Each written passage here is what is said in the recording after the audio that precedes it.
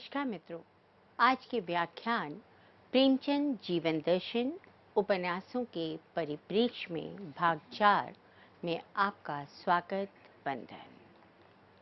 हिंदी जगत में उपन्यास सम्राट के रूप में विख्यात प्रेमचंद की जीवन के विषय में जो धारणाएं थीं वो उनकी कृतियों में लिपिबद्ध हैं। प्रेमचंद प्राकृतिक जीवन को जीवन की कसौटी मानते थे, जहां मानव को मानव का सच्चा प्रेम, सच्चा स्नेह प्राप्त हो। प्रेमचंद ने अपने उपन्यासों में अपने जीवन की फिलॉसफी को अभिव्यक्त करते हुए लिखा है, अपने मार्ग, अपने अध्ययन, अपनी फिलॉसफी के बिना कोई सच्चा कलाकार नहीं हो सकता। अपनी आंखों से जीवन देखो, अपने अनुभवों से उसे जांचो, जैसा पाओ वैसा लिखो। एक सच्चा साहित्यकार अपने उपन्यासों में, अपनी कहानियों में, अपनी रचनाओं में अपने जीवन को, अपने चतुर्दिक वातावरण को जैसा समझता है, जैसा जानता है और जैसी उसके लिए कल्पना करता है, उसे समेटने का प्रयास करता है। एक तरह से हम उन रचनाओं के माध्यम से पाठक, रचनाकार की दृष्टि से उस परिवेश को, उस समाज को, उस काल को देखता है, उस समय की समस्याओं को जानता है और अपनी दृष्टि से समाधान निकालने का प्रयास करता है। प्रेमचंद का मानना था मोक्ष और उपासना की बात करना अहंकार की पराकाष्ठा है, जिससे मानवीयता कहीं ना कहीं नष्ट होती है। उनके अनुसार जहां पर भी आनंद है, प्रेम की अनुभूति है, सुख है, शांति है, वहीं पर ईश्वर का वास है और उसी स्थान को मोक्ष कहना उचित है। प्रेमचंद ज्ञान की कठोर साधना को निरर्थक मानते थे। उनका मानना था कि हिमालय पर्वत पर जाकर कठोर साधना से ईश्वर की भक्ति लेना मुश्किल है। उसकी तुलना में अगर सहज रूप में प्रेम से, स्नेह से, सेवा से अगर हम नारायण को भजना चाहते हैं तो नर ही नारायण है। उस नारायण द्वारा निर्मित नर की सेवा करने से नारायण की प्राप्ति निश्चित रूप से हो जाती है। गोदान उपन्यास में मिस्टर खन्ना राय साहब मालती को बताते हुए ये कहते हैं, एक कहानी सी सुनाते हैं कि एक सिद्ध पुरुष हैं, वे सन्यास और त्याग, मंदिर और मठ, संप्रदाय और पंथ, इन सब को ढोंग मानते हैं और बताते हैं कि रूढ़ियों के बंधनों को तोड़ना चाहिए और जब हम रूढ़ियों के बंधनों को तोड़ते हैं तभी हम मनुष्य बनते हैं। देवता तो छोड़ दीजिए, देवता बनने की परिकल्पना तो हमारे बस की ही बात नहीं है। कम से कम मनुष्य तो बन जाओ, क्योंकि देवता बनकर व्यक्ति मनुष्य नहीं रह जाता। ये प्रेमचंद के विचार हैं, जो मानव को मानव बनने की सलाह देते हैं। उसे कहते हैं कि किसी भी प्रकार का आवरण मत ओढ़ो, यवनिकाओं में मत रहो, प्राकृतिक रूप में रहो। क्यों हम देवता बने? और देवता में भी क्या केवल सुखद पक्ष ही है? इसलिए मनुष्य बनो। मनुष्य बनना ज्यादा कठिन काम है। प्रेमचंद स्वयं सरल और निष्कपट प्रकृति के व्यक्ति थे। उन्हें दिखावा, बनावटीपन, इन सब में कोई विश्वास नहीं था। ना वो किसी मजहब में विश्वास रखते थे, ना पूजा पाठ में उनकी श्रद्धा थी। उनका मानना था कि सच्ची पूजा अर्चना मनुष्य की मनुष्य में आस्था, विश्वास यही है। अगर आप किसी मनुष्य को देखकर पीड़ा में पीड़ित नहीं होते, उसकी कराह में अगर आपकी कराह नहीं निकलती, अगर उसके दुख में आप व्यथित नहीं होते, तो आप मनुष्य ही नहीं हैं। प्रेमचंद ने धर्म का सामाजिक और व्यक्तिगत स्वरूप देखा, जहां केवल और केवल पाखंड था। उनके अनुसार परंपरागत रूढ़ियों और विधानों पर आश्रित धर्म निरर्थक है, क्योंकि ऐसा धर्म हमें संकीर्ण बनाता है, हमें एक दूसरे से जोड़ता नहीं है, हमें एक दूसरे से विमुख करता है। मानव जीवन में यदि सेवा है, ममता है, सत्य है, तभी धर्म है। जो मानव को स्वाभाविक रूप से आचरण करने की बात सिखाता है। इसीलिए शायद प्रेमचंद का शोषित, पीड़ित पात्र भी अपनी पीड़िता अवस्था, खस्ताहाली के बाद भी अपने पर शोषण करने वाले शोषक की सहायता करता है। रंगभूमि उपन्यास में उपन्यास का नायक सूरदास हर तरह से गांधी के मूल्यों को अपने साथ लेकर चलता है। यहां तक कि अपने संघर्ष में हारने के उपरांत भी वह परेशान नहीं होता। अपने धर्म को, मानवता को, विश्वास को वो एक क्षण के लिए भी छोड़ता नहीं है। उसका विरोधी जनसेवक, जो उदीयमान पूंजीवाद का प्रतीक है, उसने अंत में सूरदास की श्रेष्ठता को स्वीकार किया। प्रेमचंद ने उस दौर में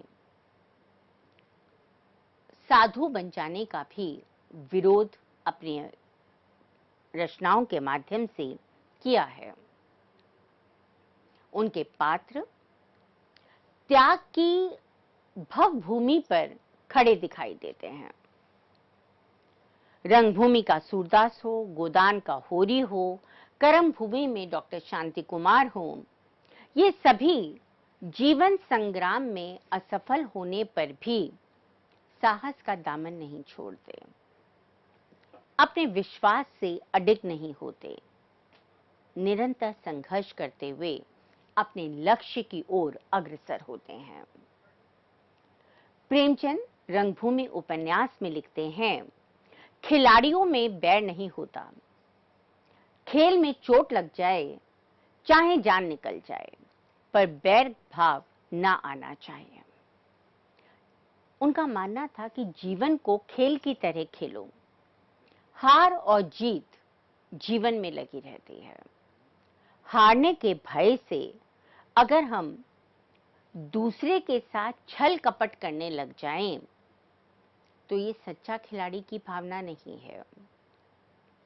हाँ, अपने खेल को पूरी निष्ठा के साथ, पूरी ईमानदारी के साथ और जीत की चाह के साथ खेलना चाहिए, और उसका परिणाम अगर पराजय हो तो उसे भी खुली बाहों से स्वीकार करके दोबारा से जीतने का प्रयत्न करना चाहिए। प्रेमचंद पाप को अग्नि का वो कुंड मानते हैं जिसमें गिरकर मनुष्य अपना सब कुछ नष्ट कर देता है। वरदान उपन्यास में उन्होंने लिखा है, पाप अग्नि का वह कुंड है जो आदर, मान, साहस को क्षण भर में जलाकर भस्म कर देता है। आप एक समय के लिए तो खुश हो सकते हैं कि आपने दूसरे व्यक्ति के साथ पाप करके, छल करके, स्वार्थपूर्ण निर्णय लेकर अपने लिए कामयाबी हासिल कर ली। पर जब आपका पाप क्रम दूसरे के सामने अनावृत होगा, उसे पता चलेगा, तो आदर, मान, सम्मान जो कुछ भी आपने अब तक अपने जीवन में कमाया होगा, वो जलकर राख हो जाएगा। प्रेमचंद ये मानते थे कि मृत्यु मानव जीवन की सबसे बड़ी लौकिक वेदना है और ये एक अनिवार्य सत्य है, किंतु मनुष्य ये जानते हुए भी कि इस सत्य से बचा नहीं जा सकता, इससे भयभीत रहता है, पीड़ित रहता है। गोदान में प्रेमचंद ने लिखा है, मृत्यु तो केवल पुनर्जीवन की सूचना है, एक उच्चतर जीवन का मार्ग है, और इसलिए मनुष्य को मृत्यु से डरना नहीं चाहिए। इस जीवन में मृत्यु केवल उस जर्जर, अशक्त शरीर के चोले बदलने के समान है। नई स्फूर्ति के साथ, नए उल्लास के साथ आत्मा पुनः जीवन को प्राप्त करती है। प्रेमचंद ने अपने उपन्यासों के माध्यम से प्रेम के स्वरूप को भी व्याख्यायित करने का प्रयास किया है। प्रेम क्या है? प्रेम कैसा होना चाहिए? प्रेम और वासना में क्या अंतर है? इन सब के विषय में उन्होंने सूक्ष्मता से अपने विचारों को अंकित किया है। प्रेमचंद के मतानुसार प्रेम कामुकता नहीं है। प्रेम देह से ऊपर उठकर आत्मा का विषय है। प्रेम में मनुष्य अपने अहंकार को विसर्जित कर देता है, उसे त्याग देता है और अपने प्रेम पात्र के सम्मुख एक प्रकार से संपूर्ण आत्मसमर्पण कर देता है। ये आत्मसमर्पण क्या है? आत्मा का समर्पण। मैं जो कुछ भी हूं, मेरे सुख, मेरे दुख और तुम्हारे सुख दुख एक है। जब ये भावना हमारे अंदर आ जाती है, तब हम कह सकते हैं कि हमें उस अमुक व्यक्ति से प्रेम है। पर जहां कहीं पर भी प्रेम में बदले की भावना आ जाती है, या प्रेम में इस प्रकार की भावना आती है कि यदि मैं तुमसे प्रेम करता हूं तो निश्चित रूप से तुम्हें भी मुझसे प्रेम करना होगा, वहां वो प्रेम नहीं है। प्रेम के अतिरिक्त हम उसे कोई भी संज्ञा से बुला सकते हैं। प्रेमचंद के अनुसार जहां तक नर नारी के प्रेम का प्रश्न है, गोदान उपन्यास में मालती स्वयं प्रेम की व्याख्या करते हुए बताती हैं कि मैं प्रेम को सदेह से ऊपर समझती हूं। वे देह की वस्तु नहीं है, आत्मा की वस्तु है। क्यों? क्योंकि दैहिक प्रेम उफान आने के उपरांत शांत हो जाता है, किंतु आत्मिक प्रेम में शांति नहीं होती। आत्मिक प्रेम और अधिक की लालसा रखता है, अपने प्रेम पात्र को और अधिक प्रसन्न रखने की बात सोचता है।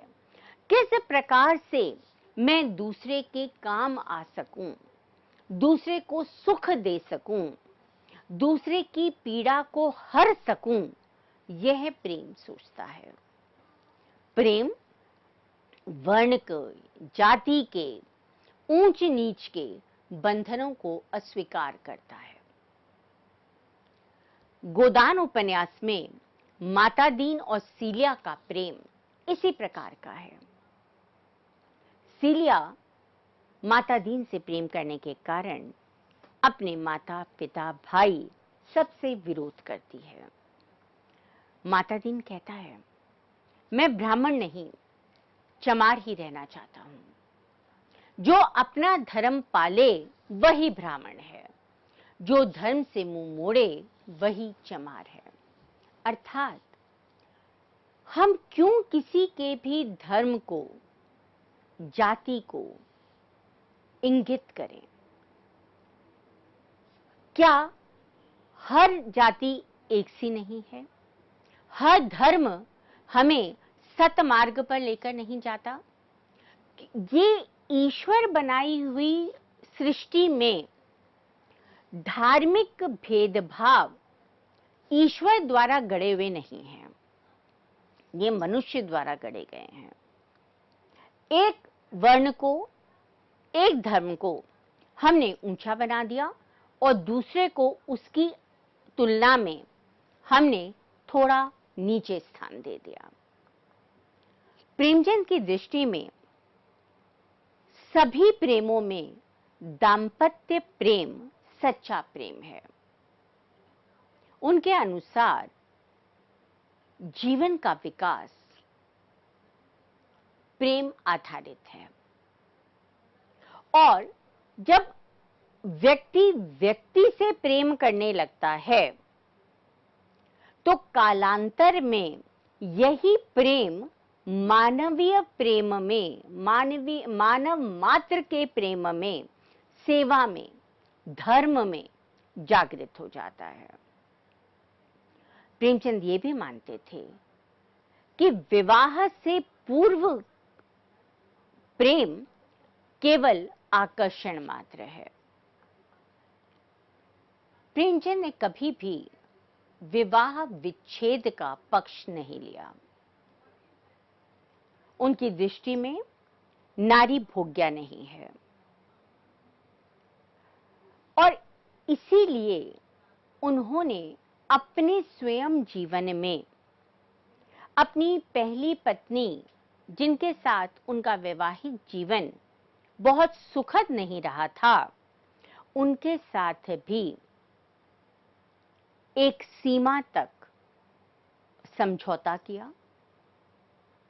बाद में उन्होंने शिवरानी देवी के साथ विवाह किया, जो बाल विधवा थी। प्रेमचंद का ये मानना था कि नारी जीवन की चरम अवस्था मातृत्व की प्राप्ति है।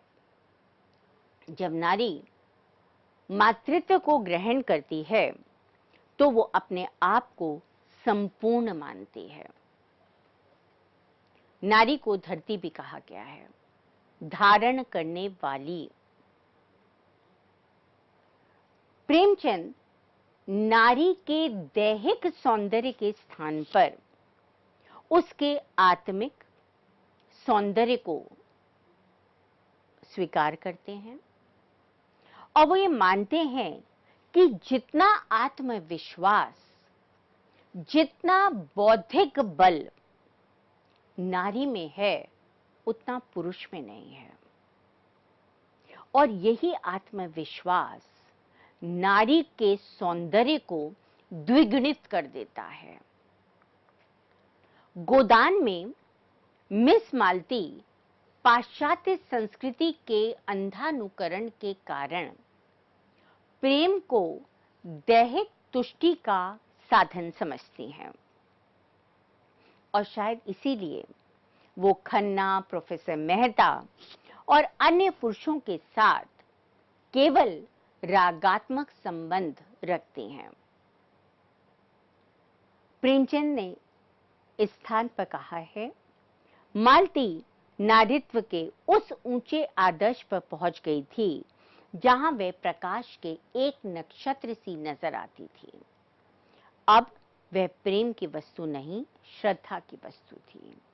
मेहता प्रेम में जिस सुख की कल्पना कर रहे थे, श्रद्धा तो अपने को मिटा डालती है और अपने मिट जाने को ही अपना इष्ट बना लेती है। प्रेम अधिकार चाहता है, जो कुछ देता है उसके बदले में कुछ चाहता भी है। उपन्यास में कालांतर में मालती स्वीकार करती है कि दैहिक प्रेम की तुलना में आत्मिक प्रेम अधिक महत्वपूर्ण संतुष्टि प्रदान करने वाला है। यहां हम देखते हैं कि प्रेमचंद पहले अपने पात्रों को एक स्थिति विशेष में डालते हैं और फिर अपने जीवनादर्शों के अनुकूल उनके हृदय में परिवर्तन करते हैं। प्रेमचंद ये मानते हैं कि जब दैहिक प्रेम होता है तो वहां पर अधिकार की बात होती है, वहां पर बदले की बात होती है, वहां पर आपने कुछ दिया तो बदले में दूसरे ने क्या दिया, इस प्रकार का गिव एंड टेक, देन लेन चल सकता है। किंतु जब हम आत्मिक रूप से किसी व्यक्ति को प्रेम करते हैं तो वहां केवल देना होता है, समर्पण होता है, वहां लेने की बात व्यक्ति नहीं सोचता। प्रेम मानव की जन्मजात स्वाभाविक प्रवृत्ति है और एक प्रकार से हम कह सकते हैं कि ये ईश्वरीय प्रेरणा है। इसके अभाव में व्यक्ति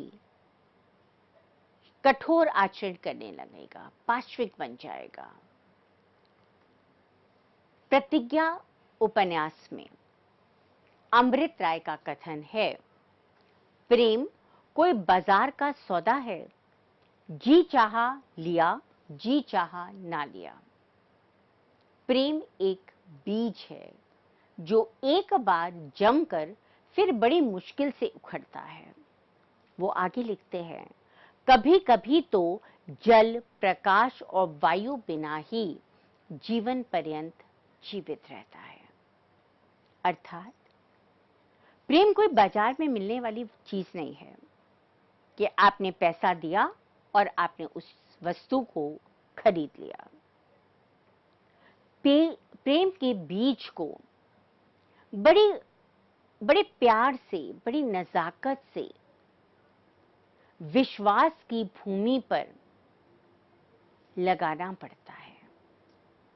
एक उपजाऊ मिट्टी में उसे रोपना पड़ता है। समय समय पर उसमें विश्वास का, समर्पण का, सहचर्य का, वायु, जल डालना पड़ता है और उचित वातावरण में यह प्रेम का बीज अंकुरित होता है, पुष्पित होता है, पल्लवित होता है। और यदि सच्चे अर्थों में प्रेम का बीज पल्लवित हुआ तो मुरझाता नहीं है, क्योंकि उसमें बदले की भावना तो है ही नहीं, कुछ लेने की बात तो है ही नहीं। प्रेमचंद नारी को उदात्त मानते हैं, पुरुष की प्रेरक शक्ति के रूप में स्वीकार करते हैं और नारी और पुरुष को एक दूसरे के लिए अनिवार्य समझते हैं। नारी उच्च आदर्शों से, उच्च भावनाओं से, उच्च मूल्यों से युक्त होनी चाहिए। एक स्थान पर प्रेमचंद ने लिखा भी है कि अगर पुरुष में स्त्रियों के गुण आ जाएं तो वो देवता बन जाता है। ये स्त्रियोचित गुण कौन से हैं? ये गुण हैं प्रेम, दया, माया, ममता, त्याग, सेवा। और अगर स्त्री में पुरुषों के गुण आ जाएं, जैसे कर्कशा होना, कठोर होना, तो वो कलुषित हो जाती है, वो अपने आदर्श रूप से नीचे गिर जाती है। प्रेमचंद ने कर्मभूमि उपन्यास में लिखा है, पुरुष में थोड़ी सी पशुता होती है जिसे वह इरादा करके भी हटा नहीं सकता। वह पशुता उसे पुरुष बनाती है। विकास क्रम में पीछे है। जिस दिन वह पूर्ण विकास को पहुंचेगा वह भी स्त्री हो जाएगा। या स्त्री होने का मतलब उसमें भी धैर्य की भावना आ जाएगी, उसमें भी सहनशीलता आ जाएगी, उसमें भी त्याग और प्रेम का पूर्ण रूप से विकास हो जाएगा। निर्मला, मंगलसूत्र, कर्मभूमि, प्रतिज्ञा, ये ऐसे उपन्यास हैं जो पूर्ण रूपेण नारी चरित्रों पर केंद्रित हैं। अन्य उपन्यासों में भी जहां पर केंद्रीय पात्र नारी नहीं भी है, वहां पर भी प्रेमचंद ने स्त्री चरित्र को पुरुष के समानांतर ही प्रस्तुत किया है, क्योंकि उनका ये दृढ़ विश्वास था कि स्त्री और पुरुष मिलकर जीवन रूपी गाड़ी को आसानी से आगे लेकर जा सकते हैं। अगर एक पहिया बड़ा या दूसरा छोटा होगा तो जीवन नहीं चल पाएगा। उनके नारी चरित्र, कर्म, शक्ति और साहस के क्षेत्र में पुरुषों के समकक्ष हैं, पर प्रेमचंद नारी की नैसर्गिक अस्मिता, गरिमा, कोमलता किसी को भी क्षीण नहीं होने देते। उसमें एक बल, उसमें एक आत्मिक तेज उन्होंने सर्वत्र दिखाया है। गोदान में मेहता कहता है, मैं प्राणियों के विकास में स्त्री के पद को पुरुष के पद से श्रेष्ठ समझता हूं, उसी तरह जैसे प्रेम और त्याग और श्रद्धा को हिंसा और संग्राम और कलह से श्रेष्ठ समझता हूं। इस तरह से हमने देखा कि प्रेमचंद की दृष्टि में यद्यपि स्त्री और पुरुष समानांतर हैं, तथापि एक नहीं दो दो मात्राएं, नर से बढ़कर नारी, नारी में त्याग, प्रेम, श्रद्धा, विश्वास पुरुष की तुलना में चाहे छटाक भर ही क्यों ना हो, थोड़ी सी ज्यादा है। अगले वक्तव्य में हम प्रेमचंद के दर्शन को और विस्तार से जानेंगे। तब तक के लिए धन्यवाद।